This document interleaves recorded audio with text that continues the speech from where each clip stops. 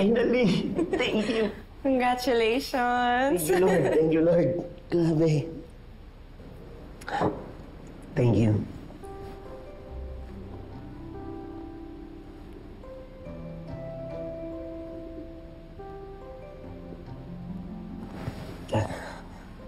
Sorry. Napatagal yata yung yakap ko. Oh, it's okay. Importante, nakuha mo na yung green card mo. In fairness sa'yo, ah. Galing mo umarte. Na-convince mo talaga yung immigration officer na na-miss mo ako. Ikaw nga dyan eh. Biyak ka pa kanina. Sinimulan mo kasi. Siyempre, kailangan ko ituloy, diba? Para mukhang totoo, realistic. Alam mo, I think magandang nagtagalog tayo. Doon talaga na-convince yung immigration officer sa ating dalawa. Anyway, I'm so happy for you and Betsy. I'm here to support you guys. Right up until mag-divorce tayo.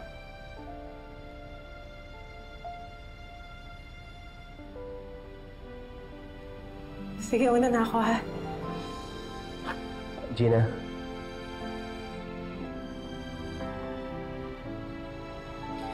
Yeah? Pwede ba tayong mag-usap? Ma, hindi niyo ba ako pupuntahan dito? I need you here. No one's gonna help me when the baby comes out. But you know for a fact that I hate flying. Masakit na nga itong tuhod ko eh. Ano yun? Mag-wheelchair pa ako? And all those things? Naku, ang laking hassle naman yan. Ma, maghanap kayo ng kasama niyo. I'll pay for everything. Just come here. Sige. Titignan ko. I have to go. Bye. Ma'am Ellen! Ma'am, mukhang kailangan kayo ni Ma'am Dayan pag nanganak siya. Moral support ba? Lalo na't first-time mother siya. Antayin ko na lang na umuwi sila dito. Ay naku ma'am, kailan pa yun? Hindi naman niya agad-agad manilipad yung baby niya, maliit pa. Alam mo ma'am, pwede naman kita samahan. Basta ba, libre niyo lahat. O di ba may aalalay sa inyo? Ma'am, pag-isipan niyo yan ha. Ayusin ko lang po yung pagkain niya.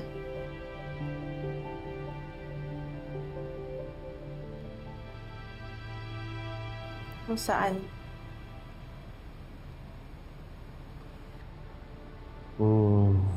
Kung sa atin, paano na?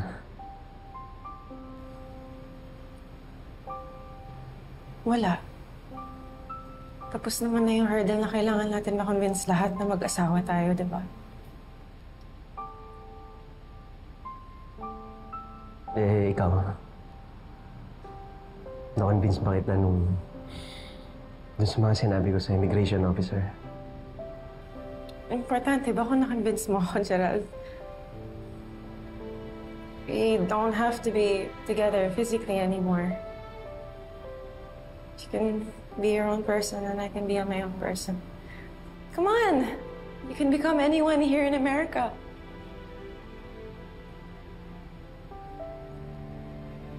Ingat ka palagi, ha?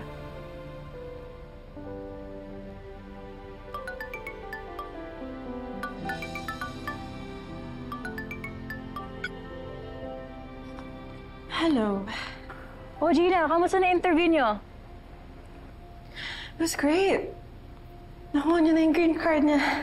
Oh my God! Uy, buti naman nauto niyo ng bongga yung immigration officer. Alam mo, akala ko talaga kisa talaga siya doon. Yeah. Oh, bakit malalim yung hininga mo? Wala naman akong sinabing kasinungalingan dun sa immigration officer. I told the truth. Kaya nga na-convince namin sila. Yung sinabi ni Gerald, sa tingin mo, totoo kaya? It felt real. Pero, sinabi lang naman yun para makuha niya yung green card niya. My friend, alam mo, kailangan natin iproseso ito with some red wine, okay? I got you. I'll go to your place after my shift, okay? Hang in there. See you. Bye.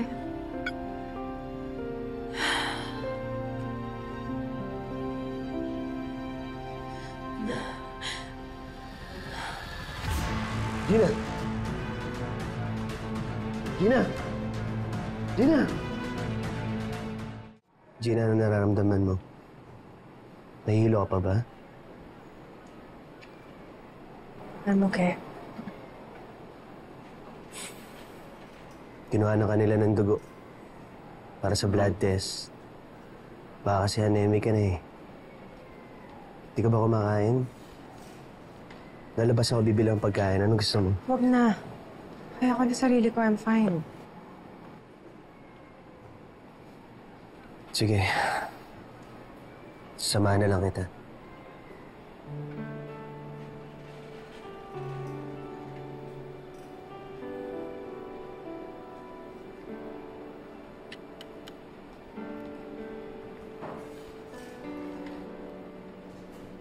Yes. Hi, hello. I have here your blood test results. So, there's nothing to worry about. Okay, so I can go. Actually, I do have something to talk to you about. So, according to the results here, it seems you're pregnant. Congratulations.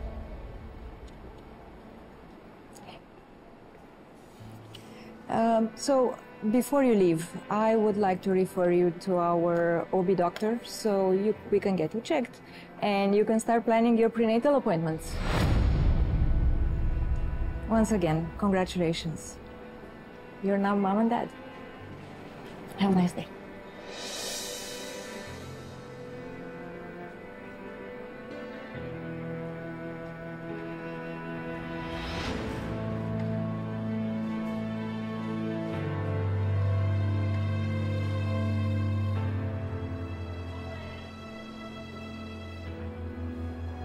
Gina. Hindi pwede. Hindi ako pwedeng mabuntis.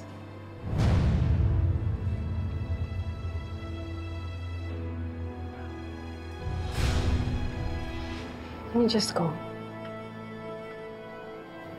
Hindi. Sasamahan kita. Iuwi na kita. Halika na. Kaya ko na sarili ko. You just leave me alone?